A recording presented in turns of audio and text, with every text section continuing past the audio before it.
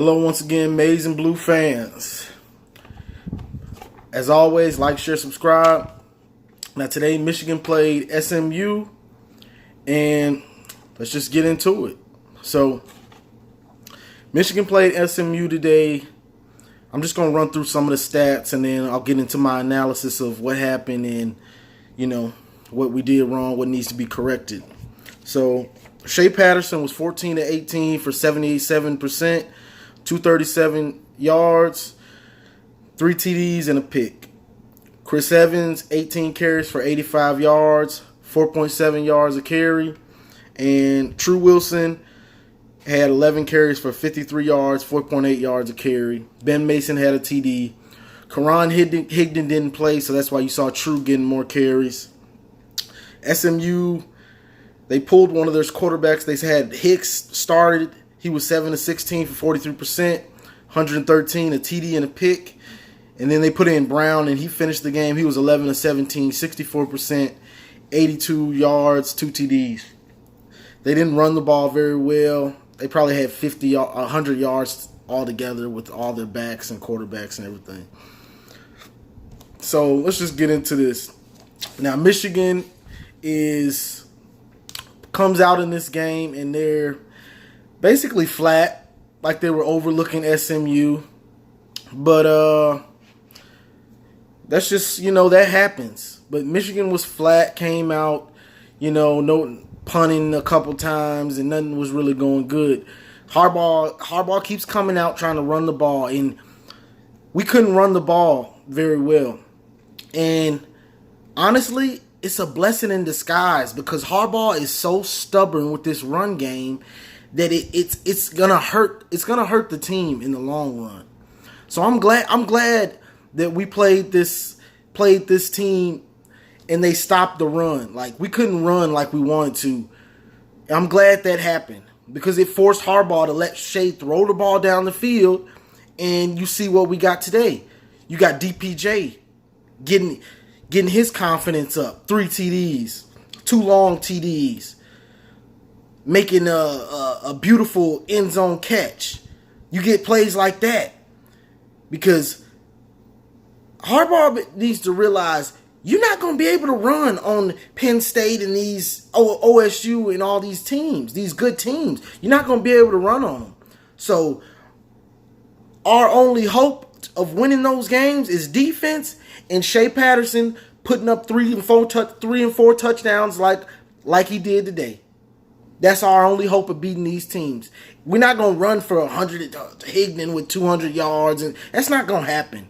So I don't even know what's the point of trying to get the running game. Our offensive line, they've been running that power eye and goal line. They've been running that. That's nothing new to them. But Shea in this shotgun set, running out the shotgun, that's what we need to get accustomed to because that's going to be the bread and butter, and that's what's going to get it done. Because not only is it tricky to run out of it, but you have the run pass option. So it's big that happens. So I was glad that happened. So he had to get Shea passing that ball and doing what he has to do. Because we need to find out who the real playmakers are and get Shea some real confidence of, I'm the leader. I can go out and throw 3 touchdowns, 4 touchdowns. Let him get it on. So I was happy to see that. Now, another thing, penalties. Defensive penalties. It's a backbreaker. Like, SMU should have probably had 7 points in this game. But a couple drives, we just gave up so many penalties that it's just ridiculous. You're giving up pass interferences, personal fouls, offsides, just a long list of just penalties, and they'll break you. If it's a close game, it'll break you.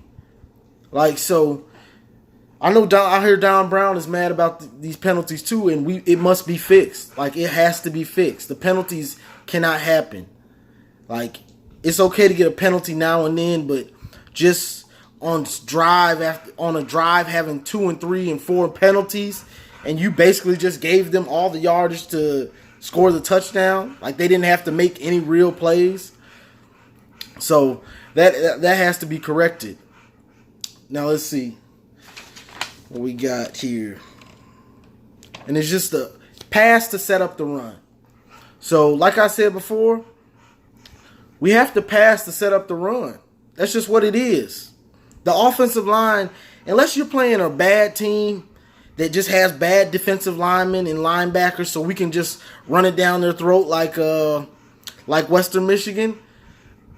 Other than that, you're going to have to pass to set up the run. That's just the way the team is built.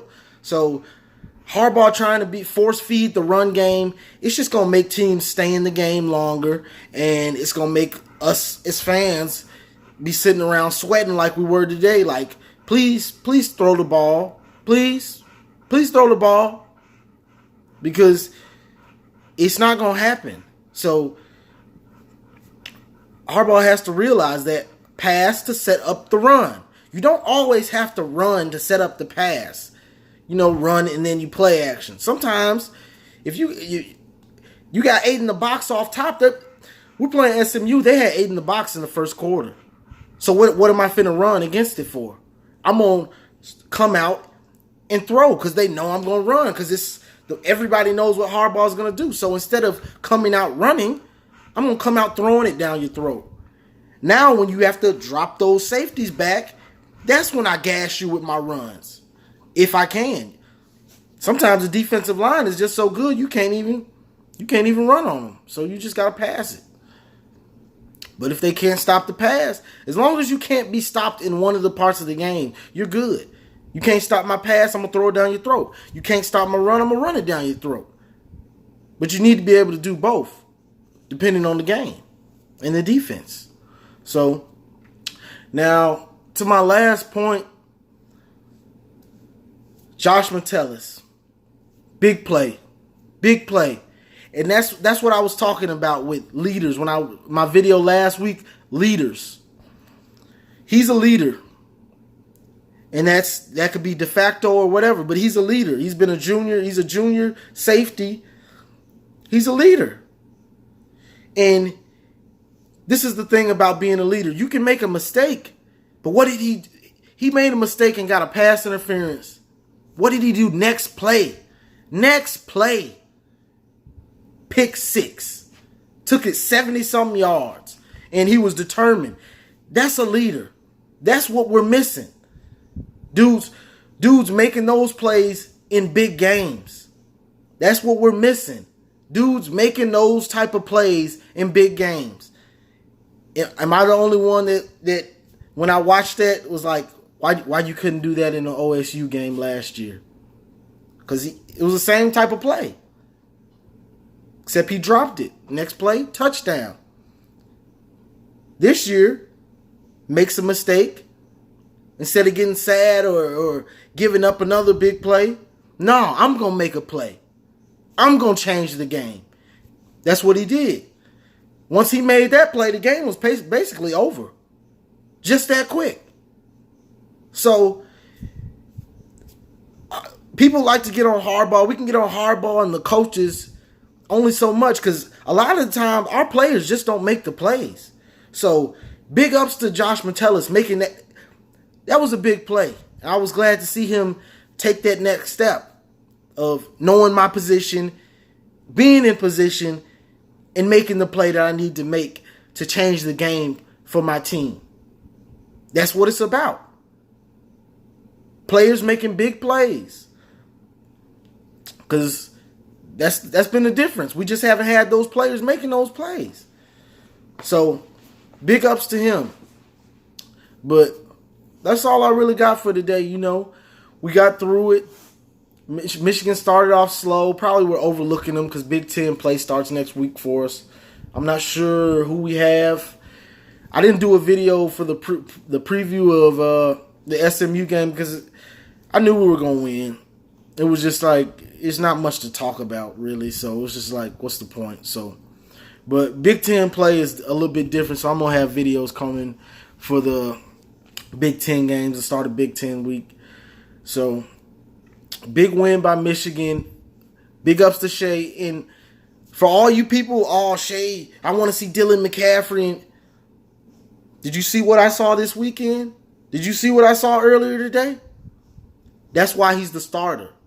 Dude is elusive in the pocket, can make NFL type throws. He'll make a bonehead. He's got Brett Favre in him. He's got that Brett Favre in him. He'll make a toss a pass while he's falling down, or at the last second and run and dive over. He's that type of wily dude, but he can make every throw. So stop trying to call for, we want to see Dylan. Dylan's gonna have his time. Peters is, I don't know what's gonna happen with him. Dylan McCaffrey is gonna have his time.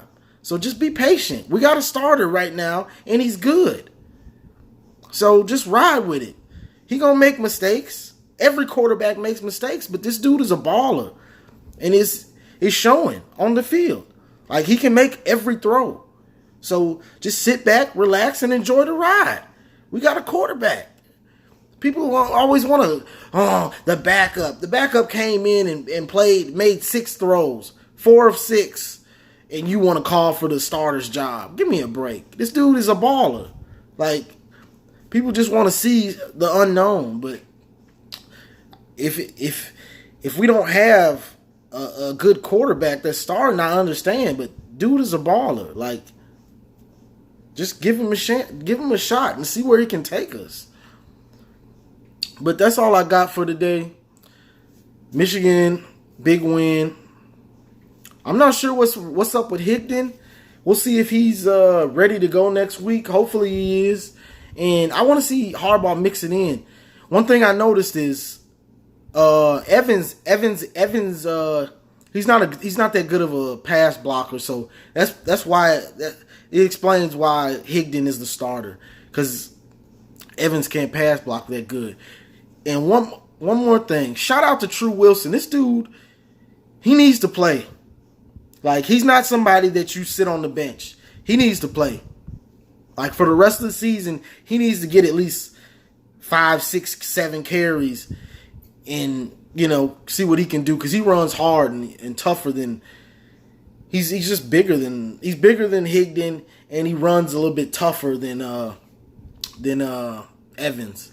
So, shout out to him. He coming up, hitting dudes in the mouth on pass blocking. That's what you have to do. Pass blocking as a running back is simple. You know who you got to get. You see him coming. Go up and hit him in the mouth. It ain't nice. Oh, he's coming. Go hit him in the mouth. Like, you have more momentum coming up. He's coming off the line. You're going to be coming up and have 5 yards to hit this dude in the mouth. Hit him in his mouth. It's that simple. True Wilson showed that. Nice job. So, as always, like, share, subscribe, and go blue.